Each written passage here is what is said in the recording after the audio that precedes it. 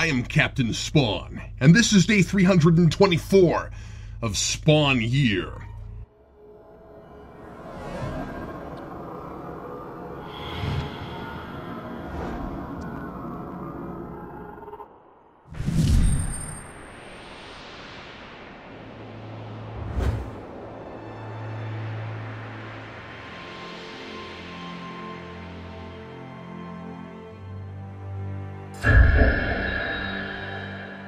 I spent a lot of yesterday's entry asking questions and pointing out the sheer implausibility and retroactive plotting. Today, I'm going to try my level best not to get quite so worked up and have a bit of perspective.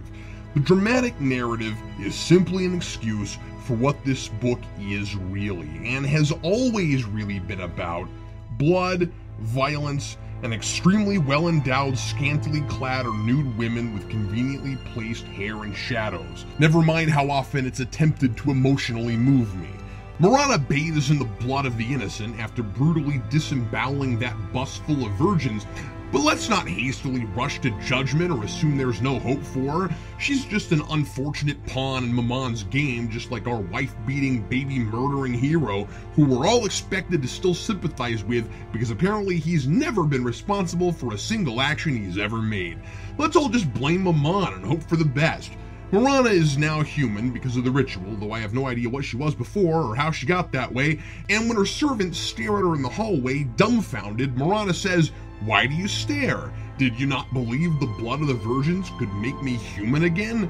"Well, no, mistress, it's just you're completely naked and you look like every comic book nerd's perfect fantasy, ironically probably the fantasy of every guy on that bus, and it's just a little unusual." "Silence!" Wow, Marana talks just like Doomsvince. Not 2 issues into learning she's Al's daughter, and she's already being painted as a total idiot. "You thought I was gonna say moron." So after admiring what good stock they apparently are, Alan wanted to try to apologize for not being there to raise Marana, but she melodramatically berates them anyway and praises Maman for raising her since her real parents were so negligent, caring no more about reason or practicality, it seems, than David Hine. Then we discover why she's running around the castle without so much as a towel, though, come to think of it, I have to wonder why she isn't soaked in blood. And I'll admit, this twist, regardless of the insanely long and preposterous road leading here, is a little exciting. She wants to be bonded with Letha, and the Spawn symbiote is quick to accept her because they're destined to be together. Since anything this book wants to happen can just call fate, and poof, it's happening. And Spawn/Marana is ready to immediately bring on the next apocalypse. So Cyan, desperate to do something because the symbiote has drained Nyx of her power, suddenly remembers something Ben Kenobi, Grandma Blake, told her, and she uses her future premonitions, which she's never been able to use on purpose until now, to see as far into the future as possible. She meets an old woman who's been writing that Book of the Dead the narration boxes keep quoting, and is obviously an elderly version of herself, but Hine doesn't reveal that right away because he must think all 8 of us still reading this book are a bunch of morons. She won't let Cyan see anything in the future, but tells her to have Al use yet another Deus Ex Machina. And when I tell you what it is and it makes no sense, just remember, the book is supposed to be about blood, violence, and naked chicks. Al, now totally human and not Spawn, is able to summon the strongest of the Legion that used to reside in his head when Hine wanted to explain why he's always been so mean to everyone, and which never really amounted to anything, except it was supposed to be the whole reason he was so freaking special. Yep, he is so freaking special. And he's a freak.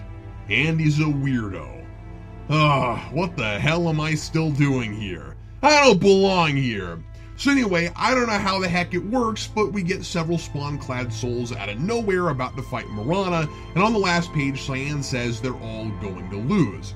Well, I guess I'll find out why she suggested that ridiculous notion next issue then. Hopefully. What I want to know, at the risk of moving too far away from blood, violence, and hot chicks, is why, if Marana was destined to be Spawn, Maman didn't just wait one more generation and sweet-talk Malbolgia into making a deal with her. All this plotting and scheming all this time about Al seems pointless. And at the very least, what the heck was stopping them from trying to steal the symbiote, I don't know, way back when Maman was introduced? Oh wait, I do know. It's because Brian Haldwin didn't know about Marana. Wait a tick. Is this all about hell's gender politics? Did it have to happen this way because Bulgy ran an all-boys club, and now Marana's gonna prove that girls make better spawns? Is this entire book an occult fantasy feminist critique on arbitrary assumptions of ability and career expectations based on sex? Is Hine implying that if only women were allowed on Hell's payroll, there'd be no danger of the end of the world, some sort of metaphor for the volatile state of corporate politics due to gender inequality? Nah, look at the over-sexualization of these ladies. I'm giving it way too much credit. Let me try a review by the book's own standards. It's got blood, it's got violence, and it's got naked chicks. A+. Signed, Captain Spawn.